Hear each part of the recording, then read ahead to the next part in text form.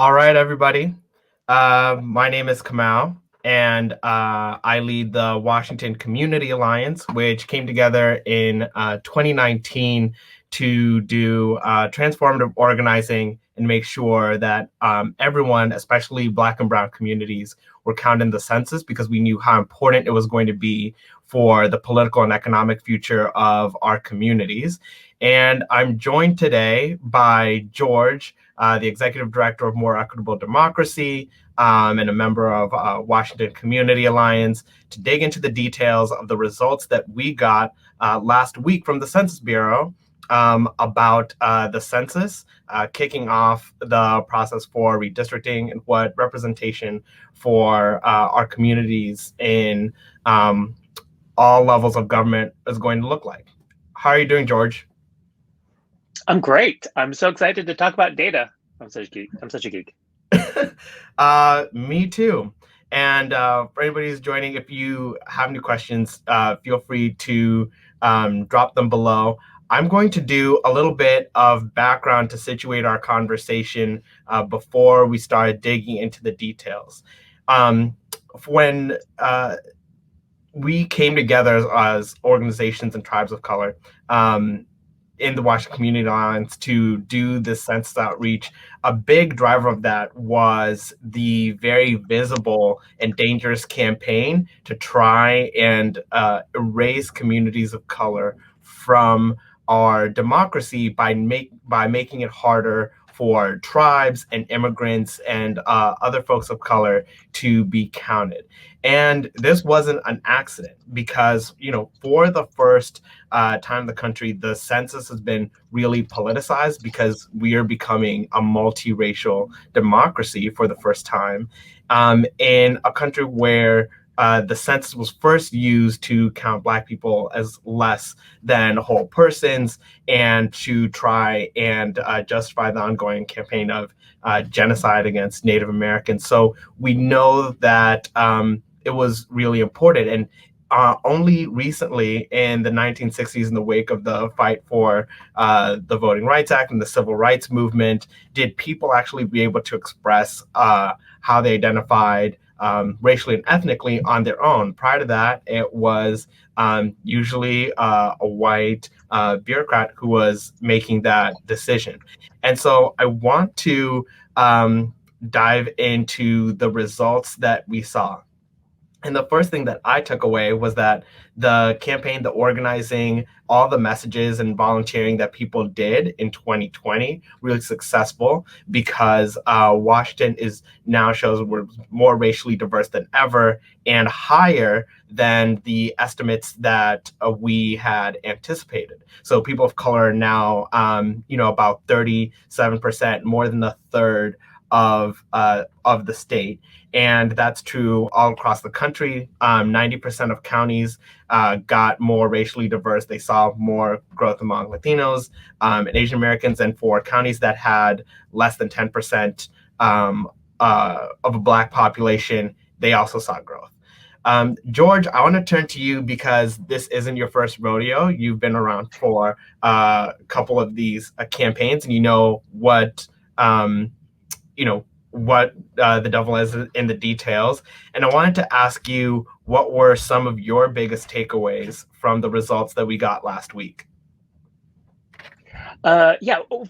First, for everyone who follows census data, we know that actually census releases a ton of data all the time. So just to be very specific, um, this particular release of data is called Public Law 94. This data is very specific for redistricting, and it's all of the information that we filled out in that short form, which was largely online.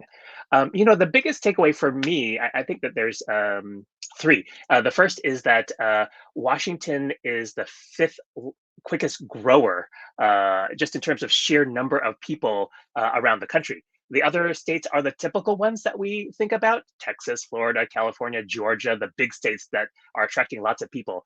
Behind that is Washington.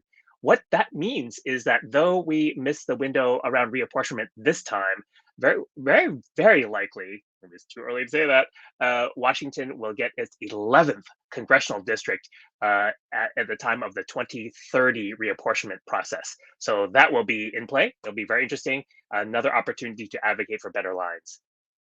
The second thing is King County as is growing quickly and is also getting very diverse. At this point, I believe it was 65% white in 2010 and is now 54% white. The converse really is that King County is really on track to become a majority people of color county by the time of the next census. Frankly, it'll happen within the next couple of years. So we'll start to see that data in the American Community Survey data, which is a rolling sample. But by the time that we have another census, King County will definitely have crossed that threshold. And the third thing that is really exciting to see is that the growth of communities of color in central Washington. At the time of the last census, I believe we had 3 counties that were majority people of color, Yakima, Franklin, and Adams County. But Yakima County was majority people of color. This time around, it is now majority Latino. And so the opportunity to really drive that message home in terms of the disparity between who lives there and representation is really tremendous. So I think those are the main takeaways for me that get me really excited. That's incredible detail. I think focusing in on one of those counties in Yakima might help us talk about what we mean by the relationship between the census, the count of how many people are in our demos and our democracy, and then the limits of our political institutions to actually translate that population into political power and representation for those communities. You know, like we just said, people of color are now more than a third of Washington state, but obviously we're not able to elect. There's impediments that prevent us from electing a third of the legislature or a third of the congressional delegation. Looking at Yakima, that now majority Latino and has a really substantial Native American population. What is standing in the way of those communities getting the representation that they deserve? Thanks for this question. I love this question. There really is one major root cause of inequitable representation, and that is our electoral system. Our electoral system has a name that most people don't know of because maybe we just suffer from American exceptionalism, that this is how it's always been, and this is how it will always be. We have a system that's called winner take all. It might sound like a value judgment. Political scientists probably apply that because that is, for all practical reasons, what it does. It originated in England in the 1400s as a way to send representatives for wealthy landowners to send a representative to the king to advise him on tax policy. It was never designed to provide meaningful, equitable representation for the electorate. It was just the elites talking to the elites. And because we are a former British colony, we've just kind of inherited that system. And what I mean by winner take all, it really is single member districts with some usually plurality form of elections. And the challenge with winner take all is that really there's no difference between 50.1% of the electorate and 80%. It's all about winning that one seat. And that just means that, frankly, the redistricting process is just incredibly high stakes. The people who are sitting behind these smoky rooms, I don't think that they smoke anymore. Maybe not. We'll see. But the equivalent of a smoky room, they're trying to game the system such that they essentially create districts that are maybe 60% in their party's favor. Obviously, they're also looking at incumbent protection as well as another layer of in accountability. But essentially they're drawing maps such that the vast majority of races are not at all contested formally. Because it's kind of like a done deal that that party will win not one, not two, but all three of the seats, the Senate district and the two House districts. And then for people of color, when, especially in the presence of polarized voting, the only way to resolve this issue within the context of our winner-take-all election is the creation of the so-called majority minority district. So we end up having to do kind of like these cartographic gymnastics to draw these districts in a way that gives communities of color the best shot of winning, of electing a candidate of their choice. And don't get me wrong, under the current system, that's the best we can do. So I led a campaign 10 years ago to really try to move that forward, but it has its limitations. We can talk a little bit more about the implications for redistricting, but there's actually a short little video that we can play that gives a little bit more historical context. Awesome. Let's take a look back at 2010 after the census and the fight to create more representation for communities of color took place then. Many of you moved here in the last decade. Washington State is getting a new congressional district. As Essex Porter tells us, there's a campaign to create a district with a majority of minorities. Just noticing that young people feel disconnected. We walked with Hamdi Mohammed in Seattle's Columbia City neighborhood. It's a neighborhood known for its racial diversity. Columbia City would be part of what advocates see as a new congressional district created from South Seattle and South King County, a district where racial minorities would make up the majority of residents. Immigrants, refugees, and people of color, many of them feel like that their voices are not heard and that their issues and concerns are not prioritized. Representing a multicultural coalition, Mohammed testified before the State Redistricting Commission. A native of Somalia, she grew up in America, graduated from Chief Sealth High School, and now studies justice and society at the University of Washington. The proposal is for the new 10th Congressional District to be created from the area including South Seattle, SeaTac, Renton, Kent, Auburn, and Federal Way. Census figures show the area is 51% people of color, though no one group holds a majority. Advocates call it a community of common interests. The voices that are currently represented in South King County and areas of South Seattle, for example, while they may be a combination of different ethnic groups, they all share commonalities and common interests and unique needs. One America's Adam Williams Prince says those common interests include disparities in education, healthcare, and incomes. That voice is diluted when they're combined with North Seattle, which may not have the same issues as those living in South Seattle.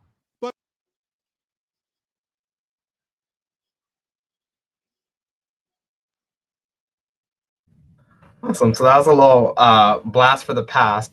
But if I'm getting you right, and to give broader context for the people tuning in 2010, you led a similar campaign for the census to make sure that there was an accurate count. After that, there was this campaign called Fair Representation that was intended to go from a situation where Washington had 9 congressional districts where people of color did not have the ability to elect the candidate of their choice in any of them. So even though people of color were, between a fifth or a fourth of the state, they had 0 districts where they could elect the leader of their choice.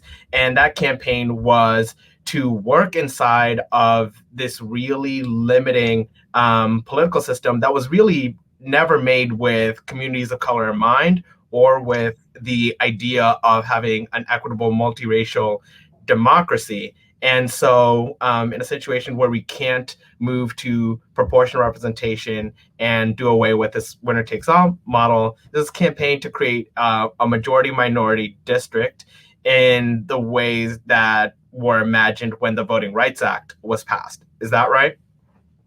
That's right. And we really had a few main objectives. What you saw there was Hamdi Mohammed, who, by the way, very exciting that not as an endorsement, but she is running for Port Commission. So it's exciting to see people who cut their teeth on thinking about equitable representation are moving it to another level in terms of public service. So excited to see that.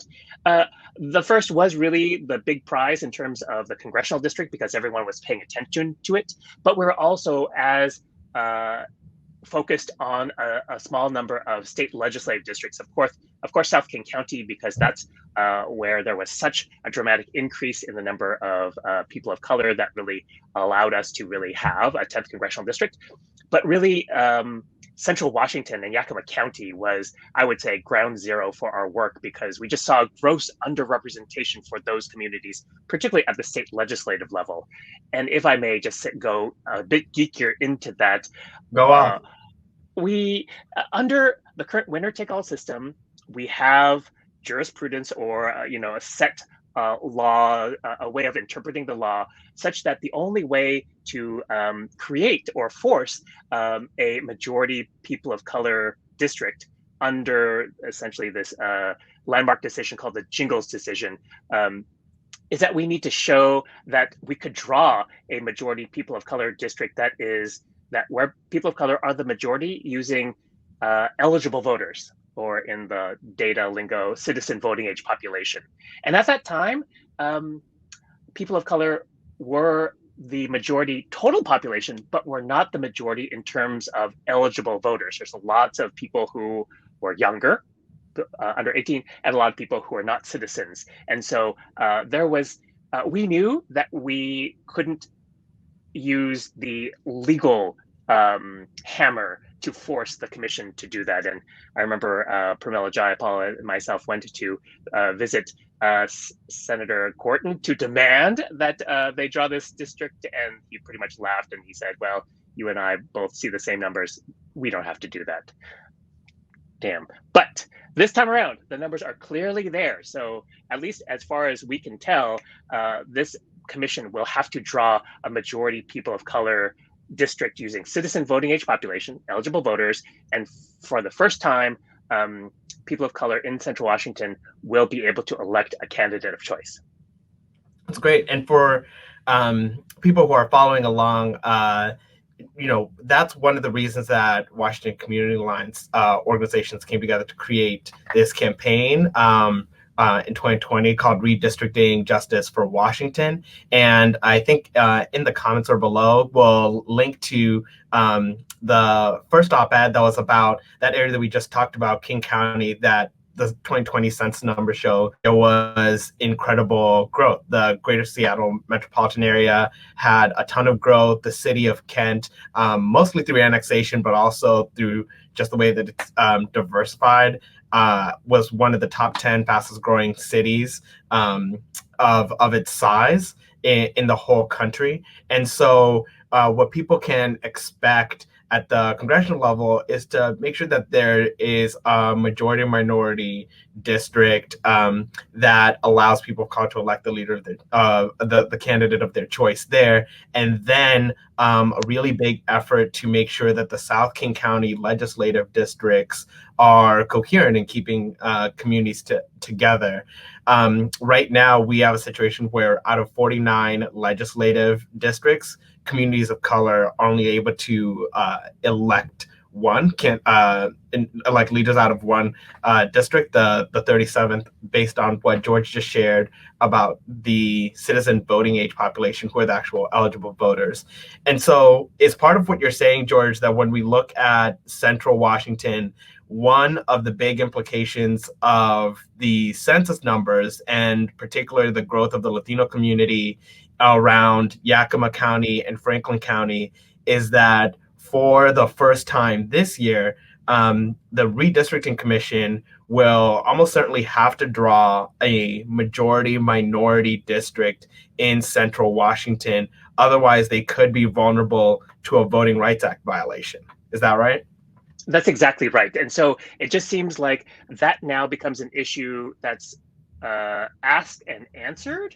It's just technical details of, will there be something that is wholly within Yakima County, or will part of the city of Yakima could be combined with, let's say, Pasco. There's many different ways now, given the growth of communities of color in Central Washington, to draw that majority people of color district. And maybe over the course of time, it really becomes 2 districts where people of color have at least some influence in determining the outcome. I want to just say also, one of the major flaws with our redistricting commission is, as you said, it wasn't designed to really center racial equity as its principal organizing value. In fact, far from it. It really was implemented because we had divided government at the time of the 1980 redistricting process, and it had to go to court. And people were like, well, we shouldn't do that. We should do something. And so they created not an independent commission, a bipartisan commission where the Democrats and the Republicans have equal power. It is now true that if you look at polling, there are more independents than Republicans in this state. So why have a bipartisan commission where we are not equally divided by 2 parties? We have lots of different views. And so it becomes about, frankly, it gives one particular major party way more influence than they should have. And it really becomes just kind of like dividing the pieces of the puzzle somewhat evenly to largely protect incumbents. And so that's really flawed and something for us to, as long-term advocates, to really think about changing. Totally. And it kind of skews what, fair representation and proportional representation is supposed to be about partisan balance rather than people themselves. And so that's really great. And the other implication here in Central Washington is one of the big demands of the Redistricting Justice for Washington campaign has been to honor tribal sovereignty by making sure the Native vote isn't diluted. And right after the 2010 lines were drawn, we had a situation where Native candidates and Yakima Nation citizens were running and not able to campaign within the whole Yakima Nation. And that's going on. If people want to get more involved, they could go to Redistricting Justice for Washington. So I want to move us to the third area of the state that I think goes back to our conversation about the population changes and the limits of the electoral system that we have that prevent communities of color from having the representation. Spokane was one of the few counties that actually saw proportional growth in the white population go up, and that's not unlike a lot of other areas. There were other mid-sized cities and exurbs around the country that saw white population go up. In fact, one of the biggest ones was the Villages in Florida, kind of big retirement community. When you saw the census results for Spokane, what were you taking note of and what stood out to you? Well, for sure, just the fact that investments in organizing produce results. That when trusted messengers engage their communities, when tribal governments are involved and talking about why participating in the census is critical, not just for driving resources, but making sure that we have a real say in public policy. People pay attention and they participate, and we see those results, particularly given the number of important tribes, Colville, Kalispell, Spokane tribes in Eastern Washington. And then we kind of run into this buzzsaw of this thing called winner-take-all elections. And once again, in order to get real representation, you have to be the majority. We have this very shameful history of systematic violence and genocide against the Native American peoples. And so outside of very few places in this country, Native Americans cannot constitute a majority of a state legislative district. And so that just becomes an inherent, I wouldn't say flaw, but a feature of our electoral system, that this is just never going to be a way that they have a path to some voice in public policy. I will point all the way to the East Coast, to the state of Maine. They actually have written in their constitution recognition of the 3 federally recognized tribes that they are allowed to each send, I think, 2 delegates to the state legislature without any other specific election, because they understood that they needed to have some form, dare I say, of affirmative action, of being intentional in providing a path to representation for a community that otherwise would get squat if they only relied on their electoral system. So we need to think harder about that.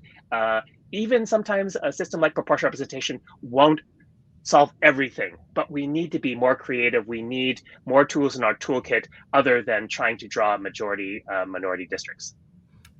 Totally. And one of the things that stood out to me when I was thinking about the Spokane and East Side census results is, going back to the fact that we have these representation bodies, the legislature, the congressional delegation, and that are really rooted in partisan balance. And then when we look at representation for communities of color, that's really hard to do in single member districts because communities of color are distributed throughout the state. There's, the Cowlitz tribe in Clark County. Tacoma has a big Black population, but so does Spokane. And then the result is a situation like we have now where there has never, Eastern and Central Washington have never elected a Black representative or sent a Black representative to Olympia. Black people have only gotten representation from districts that have elected them in King, Thurston, Snohomish, and the Puget Sound.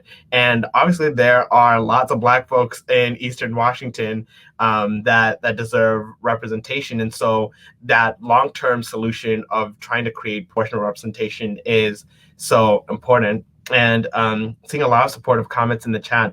I'm wondering if maybe we can turn to a final question to you about describing, what does proportional representation mean? How does that relate to single choices in elections? And we are hearing more of that with the recent effort in King County to try to put ranked choice voting on the ballot. And then in Yakima that we just talked about, where there's a lawsuit challenging using the Voting Rights Act to challenge the way that county commissioners have been elected. So if you had to walk through people who are hearing this, hearing the limitations of our current system to translate population to proportional representation for the first time, how do you describe that system to them and the kind of long-term vision that we need to be fighting for? I think the top line would be, if your community or party are 40% of the electorate, you should win 40% of the seats. The specifics of how you achieve that, there's a variety of ways, but let's take King County, for example. King County, we kind of pride ourselves on being ahead of the curve. Well, that's Renton. In terms of being forward thinking. But do you know how many people of color have ever been elected to King County Council? Oh no, how many? 4. There's been one Asian American woman, Ruby Chow. She was elected in the 1980s from South Seattle, and they've all come from that same general area, South Seattle going into South King County. And that's because that's been the historic home of people of color, where we have been segregated and allowed to live in those communities. And so instead of 9 single member districts where you have to essentially run 9 popularity contests, the person with the most money and the most name recognition wins, you could have 3 districts of 3 each. We could use ranked choice voting and rank our candidates, and then the top 3 would win.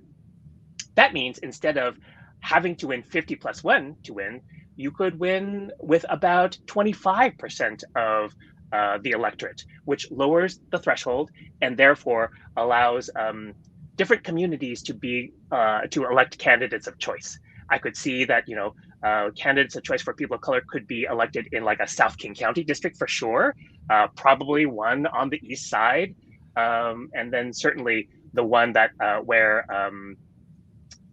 if Seattle South King County was that district, and maybe another one in like shoreline area where there's also significant concentrations of communities of color.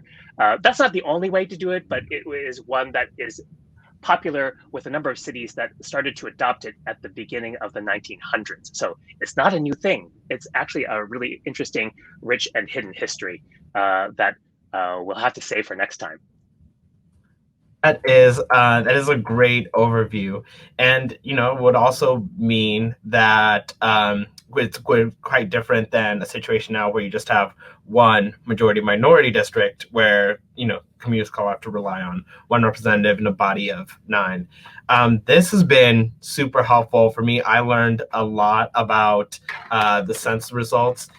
If folks want to learn more, I'd recommend, there was a great Seattle Times article where we talked about some of this on both our YouTube page and the Washington Community Alliance Facebook page. Folks will find videos about the organizing and effort that went into making sure that Trump's campaign to try to erase tribes and immigrants and communities of color from the census was defeated, and Washington went from being among the bottom 30 states in self-response in 2010 to leading the country with the second highest rate of self-response. You can also find a great video with Yakima Nation elder and community leader Patsy Whitefoot and David and others talking about what the census numbers mean for redistricting, specifically in Yakima, where right now the Yakima Nation